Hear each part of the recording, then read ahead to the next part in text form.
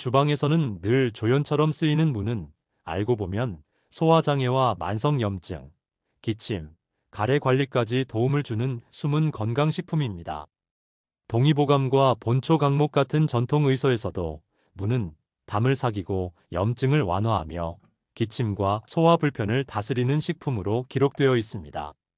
무는 차로 끓여 마시면 매운 성분은 줄어들고 유효 성분은 안정적으로 우러나 흡수가 부드러워지며 위장 부담을 줄여 꾸준히 활용하기에 좋은데요. 하지만 무는 어떻게, 무엇과 같이 끓이느냐에 따라 체감되는 효과가 크게 달라지는 식품이기도 합니다.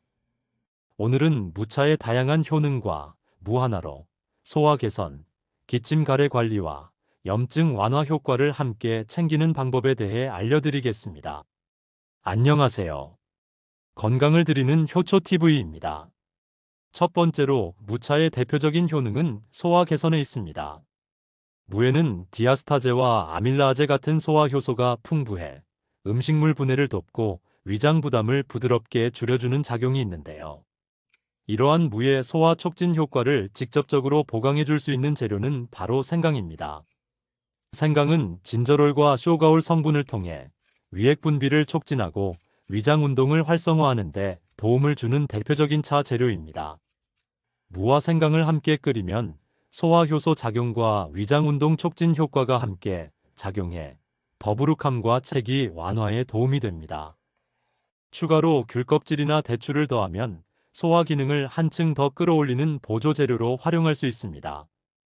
이 조합은 식후 더부룩함이 잦거나 가스가 차는 느낌, 속이 느리고 답답한 경우 일상적인 소화 관리용 차로 활용하기에 적합합니다.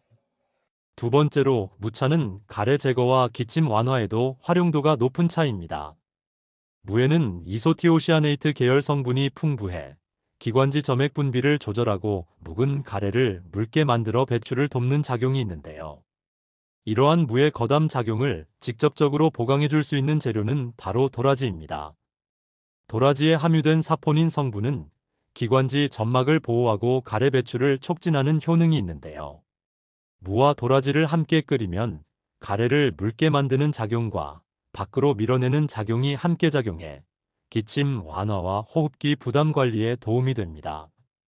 따라서 이 조합은 가래가 끈적하게 달라붙거나 목이 칼칼하고 잔기침이 오래 이어지는 경우 일상적인 호흡기 관리용 차로 활용하기에 좋습니다.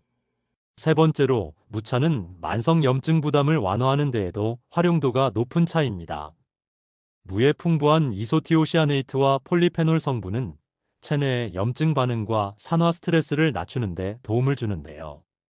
이러한 무의 항염 작용을 직접적으로 보강해 줄 수 있는 재료는 바로 계피입니다.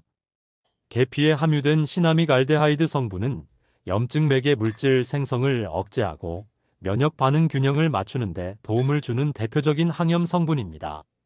무와 계피를 함께 끓이면 항염 작용과 순환 보조 효과가 함께 작용해 만성 염증 부담을 관리하는 데 도움이 됩니다. 따라서 이 조합은 관절이 뻐근하거나 잇몸이 자주 붓고 몸살 기운이 반복되는 분들이 일상적인 항염 관리용 차로 활용하기에 좋습니다. 무차는 하나의 효능만 보고 마시기보다 내 몸 상태에 맞는 재료를 함께 곁들여 끓였을 때 체감 효과가 훨씬 좋아집니다.